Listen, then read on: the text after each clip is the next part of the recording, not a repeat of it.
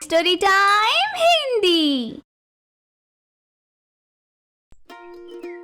रामपुर नाम के एक गांव में पृथ्वी नाम का एक आदमी हुआ करता था। उसके पास अपार धन था। उसे हर समय उसके धन की सुरक्षा का डर घिरा रहता था। पृथ्वी हर दिन स्कूटर पर अपने दफ्तर जाया करता था, पर वो एक नंबर का कंजूस आदमी था।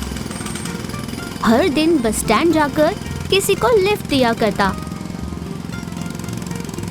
आधे रास्ते में उन्हें उतारकर उनसे पैसे लिया करता। ये क्या, आपने मुझे लिफ्ट दी है ना? यही बात क्या तुम आरटीसी वाले को कह सकते हो? नहीं ना, कम से कम मैंने तुम्हें कम समय में तो मंजिल तक पहुंचाया, इसीलिए चुपचाप पैसे दे दो और चलते बनो। ऐसे कहा करता था।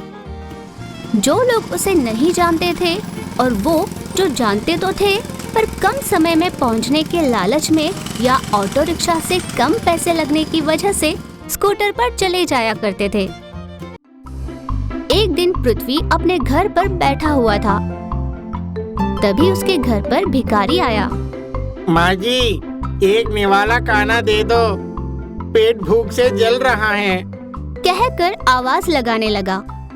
सुनो, तुम्हारे हाथ पैर तो बिल्कुल ठीक है, कोई काम कर सकते हो ना? आप काम कर रहे हो ना साहब, आप भी तो दान कर सकते हो ना? मुझे ही उल्टा जवाब देता है। किस बात का घमंड है? हाँ, आपने खुद के संपत्ति को खाने में खर्च करने से डरने वाले आपको जब इतना घमंड हो तो भला 60 घरों का अन्न खाया हूँ मैं, मुझे तो इतना घमंड तो होगा ही। देख, कान खोलकर सुन ले, मैं इस जन्म में तो तुम्हें भीख नहीं डालूंगा, जा यहाँ से। ऐसे गुस्से से तिलमिला कर कहा। पर पृथ्वी की पत्नी ने भिखारी को अन्न दिया। आपका बहुत धन्यवाद माँ जी, इस ऐश्वर्य के सुख का अनुभव केवल आपको ही मिले, ऐसी मैं भगवान से प्रार्थना करता हूँ। तेरी इतनी हिम्मत, इनडायरेक्टली मेरी बेइज्जती कर रहा है। देखिए, लगता है आपके पास कोई काम नहीं, पर मेरा अंग्रेजी माध्यम स्कूल के पास भीख मांगने का समय हो गया है। ऐसा कहकर वो वहाँ से चला गया। पृथ्वी को उसकी बात का बड़ा गुस्सा आया। अरे ओ भगवान, यहाँ मैं उस भिखारी से वाद विवाद कर रहा हूँ और तुम उसको खाना दोगी? आप भी ना, उस भिखारी के मुँह क्या लगना। ऐसा कहकर वो चली जाती है।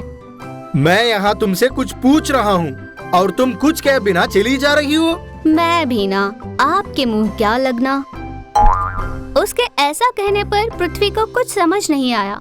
मैं ये कह रहा हूँ कि मेरे मना करने के बाद भी तुमने उस भिखारी को भीख क्यों दी? मुझे नीचा दिखाने के लिए है ना? मेरा ऐसा कोई इरादा नहीं था जी। फिर जब उसने भीख के लिए आवाज लगाई तब तुम कह सकती थी ना, तुम्हारे हाथ खाली नहीं। ऐसा क्यों कह रहे हो जी? पता नहीं बेचारा कितना भूखा था वो, इसीलिए। देखो, कम से कम आज के बाद ऐसी गलती मत करना। ठीक है जी। वो सब तो ठीक है, पर जल्दी से खाना लगा देना, बहुत भूख लगी है। अभी हाथ खाली नहीं, थोड़ी देर बाद परोसती हूँ। ऐसा कहकर वह चली गई। पृथ्वी उसे देखते रह गया। उस दिन से हर दिन कोई भिखारी आकर भीख लेकर जाने लगा। पृथ्वी उन्हें डांटा करता। ये हर रोज चलने लगा। दिन प्रतिदिन पृथ्वी का गुस्सा बढ़ने लगा। लगता है अब इन लोगों को मेरे डर ही नहीं रहा। ये नहीं चलेगा, कोई ना कोई उपाय तो सोचना पड़ेगा। यूं गुस्से में बड़बड़ा रहा था। एक दिन पृथ्वी घर पर बैठे अखबार पढ़ रहा था। उसमें कहीं अंडरग्राउंड कंस्ट्रक्शन के बारे में कुछ लिखा था। अंडरग्राउंड? अरे हाँ, ये बिल्कुल सही रहेगा। मैं अंडरग्राउंड में एक घर बनाऊंगा, तब तो मुझे किसी भिखारी को कोई लेना देना ही नहीं होगा। उस पर गृह प्रवेश के नाम पर किसी को खाने का न्योता देने की भी जरूरत नहीं पड़ेगी। ऐसा सोचकर पृथ्वी ने अंडरग्राउंड में घर बनाना प्रारंभ किया।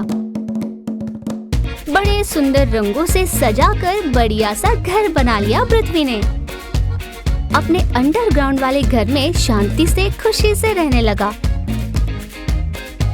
किसी को भी अपने घर नहीं बुलाया करता। अब ये हुई ना बात, अब मेरे घर में कोई नहीं होगा, ना कोई आएगा।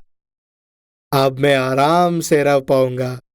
हर रोज रोज घर से ऑफिस जाता, पर किसी को अपने घर का पता नहीं बताया करता था। एक दिन पृथ्वी को उसके बचपन का दोस्त राजा मिला, जो एक पुलिस अफसर था। अरे यार पृथ्वी, कैसे है तू? मैं बिल्कुल ठीक हूँ। तू कैसा है? मैं भी एकदम मस्त हूँ। यार, सुना है तुमने नया घर बनाया है। कहाँ है? तूने मुझे बुलाया भी नहीं। ओ क्या हुआ? ऐसे बौखला क्यों गया? घर पर खाने पर बुलाएगा या नहीं? ऐसे उसने खोद खोद कर पूछा। वो मुझे कुछ जरूरी काम है। फिर कभी बात करेंगे। हाँ? ऐसा कहकर बात को टालकर चला जाता है। कुछ दिनों बाद एक विदेशी कंपनी अंडरग्राउंड में पाइपलाइन लगवाने का काम शुरू करती है। खुदाई शुरू हो जाती है। रास्ते में उन्हें पृथ्वी का घर दिख जाता है। वे उसे गिराकर आगे की खुदाई में लग जाते हैं।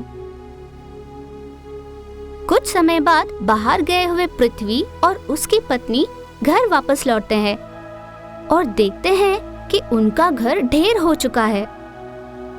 दोनों के होश उड़ जाते हैं, फूट फूट कर रोने लगते हैं। पृथ्वी तुरंत अपने पुलिस दोस्त के पास मदद के लिए चला जाता है। राजा, क्या हुआ पृथ्वी? तुम यहाँ पुलिस स्टेशन में कैसे? सब बर्बाद हो गया। क्या हुआ? किसी ने मेरा घर गिरा दिया। क्या तेरा घर गिरा दिया? पर किसने? किसी ऑयल कंपनी वालों ने। ऑयल कंपनी वालों ने?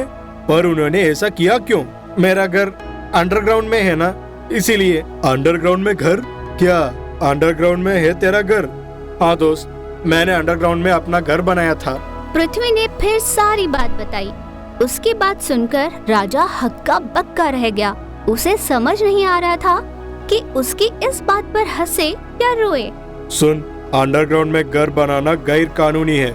इसे गिराने पर हम कंप्लेंट दर्ज नहीं कर सकते। उल्टा अंडरग्राउंड में घर बनाने के जुर्म में तुम्हें सलाखों के पीछे डालकर ठोकेंगे।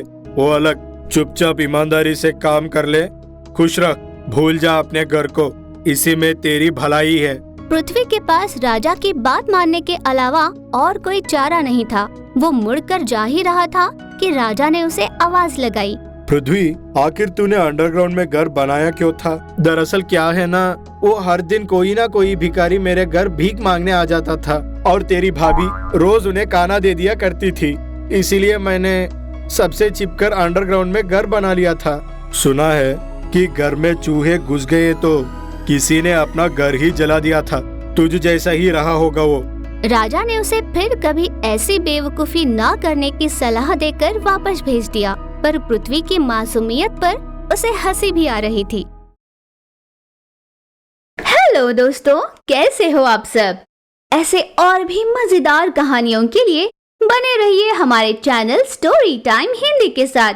इसे सब्सक्राइब कीजिए, शेयर कीजिए और हाँ, लाइक करना मत भूलिए।